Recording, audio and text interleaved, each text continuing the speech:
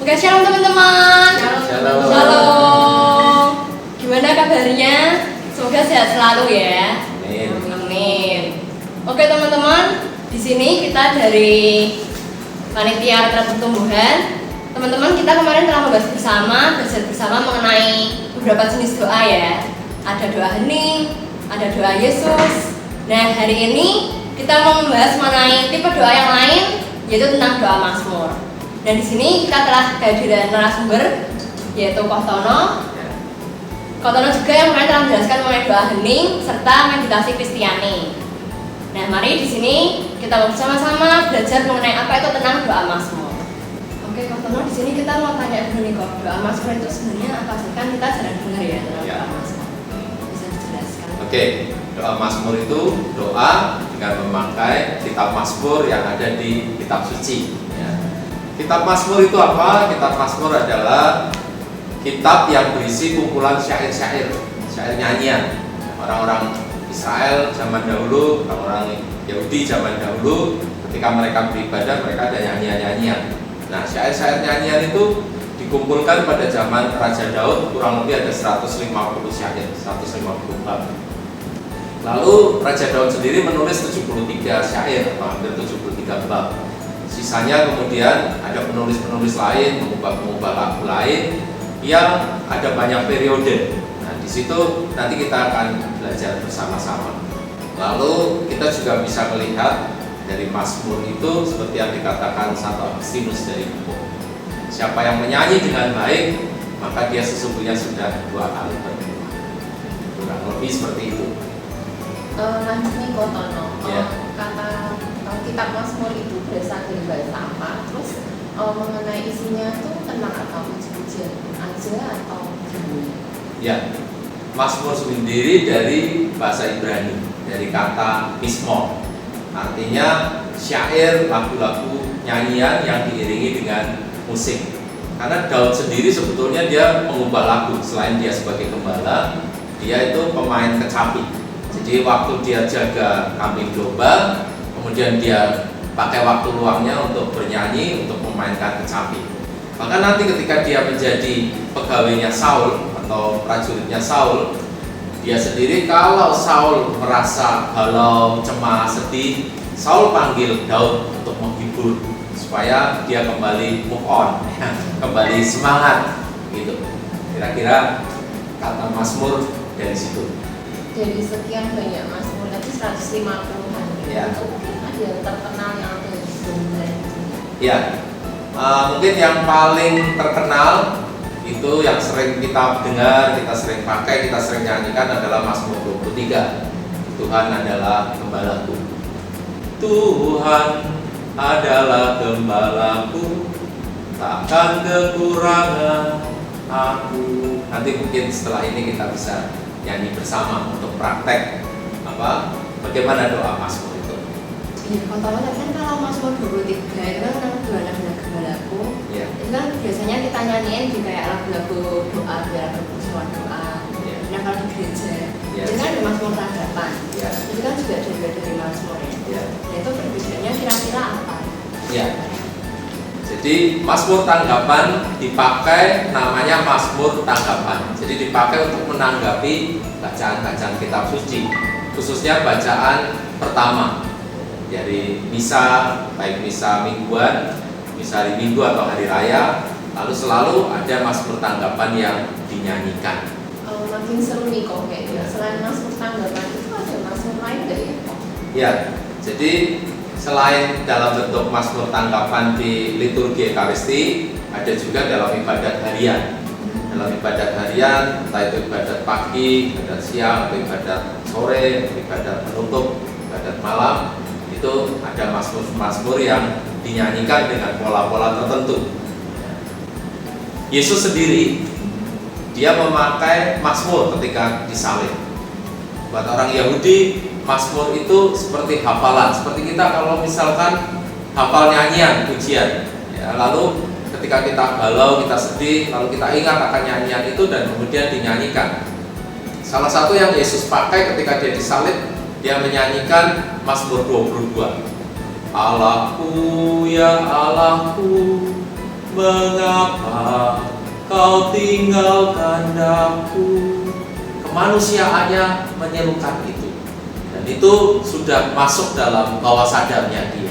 Dan orang Yahudi yang mendengarnya, dia langsung tahu bahwa itu Mazmur 22. Bunda Maria sendiri memakai juga nyanyian Hana, ya, ketika dia menyanyikan Magnificat berjumpa dengan Elizabeth, dan Elizabeth merasakan kegembiraan, merasakan sukacita, bahkan bayi yang dikandungnya itu melonjak gembira. Maka Elizabeth mengatakan, siapakah aku ini sampai ibu Tuhanku mengunjungi aku. Lalu Bunda Maria membalasnya dengan nyanyian Magnificat. Jiwaku memuliakan Tuhan Allah Juru Selamatku, dan seterusnya. Ada dalam Injil Lukas. Kira-kira mungkin seperti itu, Elvira. Jadi untuk doa Mazmur sendiri itu bisa dilakukan secara spontan ya. Jadi tidak kayak kalau Mas spontan Bapak dikerjakan udah urutannya setelah teks misa gitu ya, setelah bacaan. Kalau Bunda Maria kan secara spontan. Ya, Yesus spontan, Bunda Maria spontan. Tetapi spontan itu terjadi karena ada sesuatu yang rutin dibaca, rutin dinyanyikan, rutin didoakan, sehingga ketika terjadi sesuatu muncul. Ya, kalau itu tidak pernah dilatih, tidak pernah rutin kita doakan, kita nyanyikan, pasti tidak akan bisa muncul dengan sendirinya. Kira-kira begitu. Ini Kak Tono, Mazmur itu ada relevansinya dengan doa mungkin nggak? Bisakah kita menjadikan Mazmur itu untuk masuk dalam kehidupan? Ya, jadi kemarin kita belajar tentang doa hening, dan keheningan itu memang satu karunia, satu karisma. Tidak semua orang memang terpanggil untuk masuk dalam doa hening. Sama seperti dengan Mazmur, tidak semua orang juga punya talenta, karunia, karisma untuk menyanyikan Mazmur. Maka mungkin yang tidak punya karisma, talenta, atau karunia untuk masuk dalam doa hening atau keheningan bisa dibantu dengan Mazmur tadi. Ya, misalkan yang paling sederhana, kita menyerukan nama Yesus, sebetulnya itu sudah bermazmur. Yesus, Yesus, misalkan. Dalam keheningan kita nyanyikan, kalau dalam doa Yesus kita tarik nafas, lepaskan sus. Yesus, kok masih gerabian gitu ya. Bisa punya cara lain, ada cara lain ya. Misalkan saya merem, pejamkan mata, atau mungkin dengan tangan terbuka kita nyanyikan Yesus, Yesus, Yesus, Yesus. Nyanyikan berulang-ulang, dan kemudian kita bisa merasakan keheningan. Tentu saja tadi itu ada karunianya, ada talentanya. Artinya orang yang tidak punya musikalitas akan sulit. Ya, musikalitas itu, ketukan itu musikalitas. Kalau orang tidak punya musikalitas, untuk ketuk saja tidak pas. Mungkin dia tidak. Kalau dia tidak punya talenta untuk musikalitas, ya mungkin malah dia bisa masuk ke heningan tanpa harus nyanyi. Ya. Kira-kira begitu. Jadi bisa saling mengisi. Mungkin bisa untuk latihan dulu ya. Ya, bisa nanti terlatih. Kalau doa Mazmur itu kan biasanya tadi yang kita cobain semua itu kan udah ada nadanya dulu ya, yang kita tahu nadanya. Nah, apakah memungkinkan kalau kita nggak tahu nadanya, kita mau mendoakan dari bacaan Mazmur itu, tapi kita pakai nada, nah istilahnya tidak pakai nada yang udah diketahui sebelumnya gitu, memungkinkan atau tidak? Memungkinkan ya, asal kita punya musikalitas. Tapi biasanya memang ada pola-pola tertentu, pola-pola sederhana. Di puji syukur itu ada pola-polanya. Saya lupa, sekitar nomor 73 itu di situ ada beberapa mazmur untuk doa mohon perlindungan pada Allah yang Maha Tinggi. Kemudian di situ ada polanya, sudah ada tanda-tandanya, ada bintangnya, lalu kita pindah, itu maksudnya pola. Sehingga kita bisa menyanyikannya dengan tepat, ketukannya pas, kata-katanya, kalimatnya pas. Berarti semisal kita mau mendoakan dari bacaan Mazmur, kan beberapa gitu ya yang kita belum tahu ada nadanya gitu, kita mau dengan Roh Kudus terus kita nyanyikan gitu nggak apa-apa? Nggak apa-apa. Atau mungkin kalau spontan ya dalam pujian penyembahan, lalu setelah kita yang terakhir mungkin dengan setelah selesai dengan koda dan sebagainya, kita masuk dalam bermazmur. Itu juga menjembatani ketika kita mau masuk dalam senandung roh atau kita masuk dalam bahasa roh dan kemudian kita ini. Itu juga bisa dipakai untuk bermazmur, doa bermazmur. Itu harus sesuai dengan teks di bacaan Alkitabnya, atau kita kalau kita baca mimbar kan spontan ya kata-katanya, atau kita perlu pakai panduan dari kitab suci atau Jadi kalau kita sudah sering baca kitab suci, maka dengan sendirinya itu akan keluar. langsung spontan gitu ya. Spontan. Jadi memang ada hubungannya antara doa, membaca kitab suci itu bisa saling mengisi. Kalau tidak, ya yang keluar hanya kata-kata kalimat kita, atau mungkin pengulangan dari syair-syair tadi yang perlu penekanan.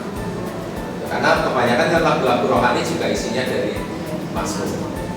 Nah, untuk kami nih kok yang masih tergolong OMK, kira-kira yang lebih cocok yang mana? Ya, buat OMK mungkin kan OMK suka dengar lagu-lagu pujian, ya. Mungkin yang paling sederhana yang kita sudah hafal keluar kepala itu kan misalkan Mazmur 42. Seperti rusa rindu sungai, jiwaku rindu engkau. Nah ini kan juga mazmur, ya. Lalu setelah itu kan ada refrainnya Yesus, Yesus, kan? Nanti kalau diteruskan sampai akhir, lalu kita bisa bermazmur, senandung. Artinya bermazmur itu lebih spontan karena kata-katanya dari kita. Kemudian kalau nadanya, polanya biasanya mengikuti pemusiknya, ya. Biasanya kalau saya taunya kalau nada dasar C itu C, F begitu. Nah, dengan chord pemusiknya biasanya memainkan chord, lalu kemudian kita menyanyi nada-nada yang sesuai dengan chord tadi. Kembali lagi musikalitas kita bagaimana? Ya, kalau musikalitas kita nyambung, biasanya tidak fals, tidak sembang. Kira-kira begitu. Dan ini memang kemudian kita meresapinya, kita memakai hati kita, memakai jiwa kita. Jadi sudah tidak pakai otak kita, tapi pakai feeling, pakai perasaan, mengalur gitu. Terus kan aku tuh juga sering dengar dari kayak pengajar atau temanku juga tuh bilang kalau di Medono itu kan juga perannya di sana sering doanya itu sambil melakukan mazmur ya. Itu bedanya kira-kira apa sama doa mazmur yang bicara? Ya, jadi kalau di pertapaan itu kan mereka punya jam-jam doa yang khusus. Selain ibadat harian itu, mereka bisa sampai 7 kali dalam doanya. Lalu di situ juga ada mazmur-mazmur yang dinyanyikan atau didaraskan. Kalau mazmur yang mereka pakai biasanya mereka memakai antifon yang seperti refrain, lalu kemudian baitnya ada pola-polanya bersaut-sautan gitu ya. Lalu kemudian ditutup dengan refrain lagi atau antifon lagi. Kalau mazmur tanggapan itu kan kalau di gereja refrain, lalu kemudian bait, refrain lagi, refrain lagi. Kalau di Medono tidak. Dan biasanya mereka mendoakan mazmur ditutup dengan kemuliaan. Itu yang membuat agak berbeda mungkin di situ. Intinya sama dari kitab mazmur juga. Ya. Apakah mungkin kalau selesai kita jadi orang-orang yang awam ini juga mencoba untuk membawakan doa mazmur ini seperti yang di Medono itu mungkin Mungkin. Ya kita belajar bersama-sama. Sekarang itu di channel YouTube itu ada ibadat harian, setiap hari ada. Kita bisa belajar itu. Dan di situ ada untuk mendaraskan mazmur, menyanyikan mazmur juga. Kita bisa ikut itu di YouTube. Kalau kita tidak begitu bisa baca not angka dan sebagainya, sambil nanti perlahan-lahan kita belajar. Jadi ada kayak panduannya di YouTube juga Ada di YouTube, ada komplit sekarang. Oke teman-teman, tadi kita udah dengerin penjelasan mengenai doa mazmur ya. Nah setelah ini, ayo kita mempraktikkan doa mazmur ini. Setelah kita kemarin telah mempraktikkan doa hening, doa Yesus, kita mau mencoba tipe doa yang lain yaitu doa mazmur ini. Dan nantinya kita harapkan melalui setiap jenis doa yang teman-teman lakuin ini, bisa membangun hidup rohani teman-teman lebih baik lagi, dan tentunya kedekatan teman-teman dengan Tuhan sendiri. Amin. Oke teman-teman, kalau teman-teman mungkin ada yang bingung, ada yang mau ditanyakan, teman-teman juga bisa kontak kita para panitia, atau bisa juga langsung kontak ke pengajar kita, Pak Tono. Ya. Oke teman-teman, semangat selalu dalam menjalani hidup rohani ini, semangat selalu untuk mendekatkan diri kepada Tuhan. Tuhan memberkati. Oke teman-teman, tadi kita sudah belajar bersama teorinya. Sekarang kita mau praktek. Ada player, Anas, dibantu Elvira dan Lala. Kita akan nyanyi bersama. Lalu kita nyanyikan lagu Mazmur 42, Seperti Rusa Rindu Sungai.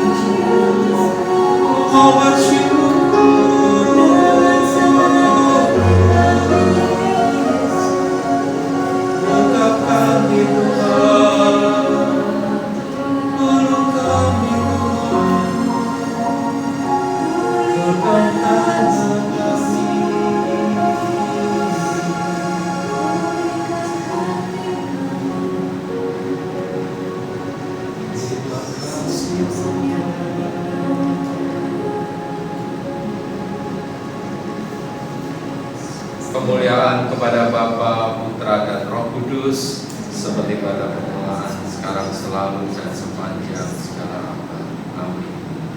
Dalam nama Bapa, Putra, dan Roh Kudus. Amin. Demikian teman-teman, itu salah satu cara untuk bermazmur. Setelah tadi lagu yang kita hafal, yang kita mengerti selesai, maka kita bisa bersenandung, bernyanyi sendiri dengan kata-kata sendiri, keluar spontan dan mengikuti chord, mengikuti nada dari keyboard. Dengan demikian kita bisa merasakan semakin dekat, semakin akrab dengan Tuhan. Tuhan Yesus memberkati. Oke, teman-teman, kita akan belajar. Saya juga baru belajar untuk menyanyikan mazmur yang biasa dinyanyikan dalam ibadat kompletorium, yang biasa dinyanyikan di pertapaan Gedono atau di Rawa Seneng atau di pertapaan-pertapaan yang lain. Kita nyanyikan dari puji syukur nomor 73, mazmur 91, doa perlindungan kepada Allah yang Maha Tinggi. Kita mulai dengan antifon terlebih dahulu.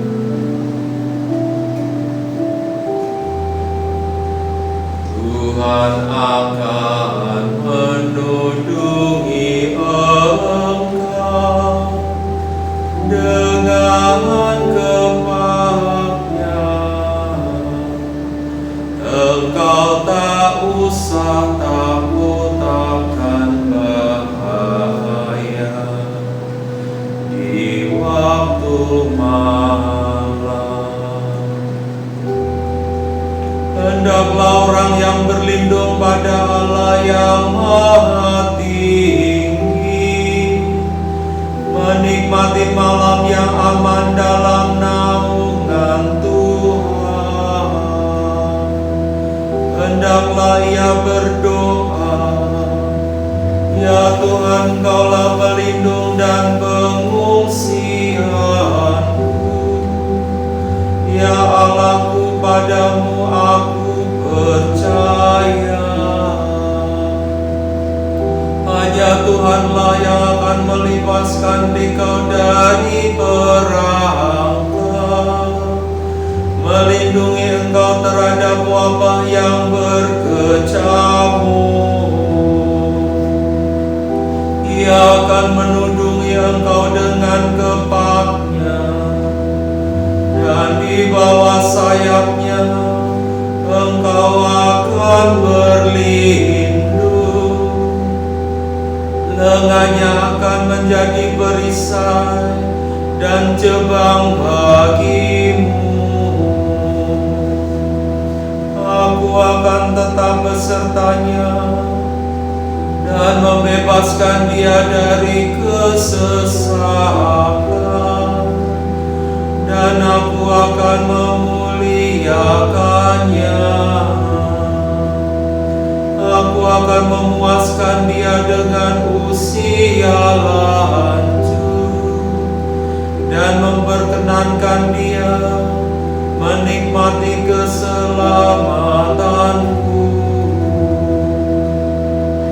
Kemuliaan kepada Bapa dan Putra dan Roh Kudus, seperti pada permulaan, sekarang, selalu, dan sepanjang segala abad. Amin. Tuhan akan menundungi engkau dengan kepaknya.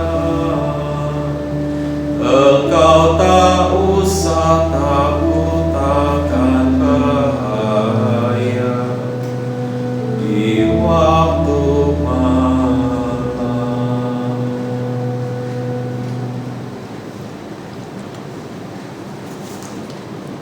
Oke, demikian untuk kompletorium tidak saya nyanyikan lengkap, tetapi kita nanti bisa belajar sendiri karena keterbatasan waktu. Tuhan memberkati.